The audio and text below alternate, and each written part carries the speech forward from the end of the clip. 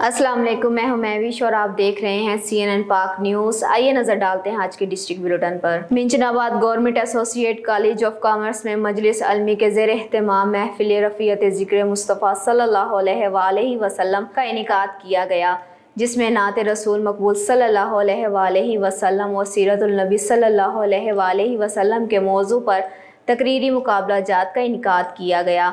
Position holder तालबा को trophy नकद इनामात से नवाजा गया। मजलिस अलमी मिंचनाबाद के ज़ेर एहतमाम government associate college of commerce Minchinabad के कॉलेज और मदारिस के इंटरमीडिएट सतह के तालबा के दरमियान नात और तकरीरी मुकाबला रफ़ीयत ज़िक्र मुस्तफ़ा सल्लल्लाहु अलैहि वसल्लम मुनक़द हुआ। दोनों मुकाबले नहायत शानदार और मिसाली रहे। मिंचनाबाद के तमाम और मदारिस से भी इंटर सतह के बच्चे शामिल हुए। दोनों मुकाबलों में बच्चों ने नहायत आला कारकर्दगी का मुजाहिरा किया।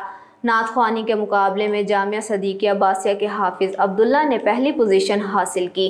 तकरीरी मुकाबले में बड़ा कांटेदार मुकाबला रहा।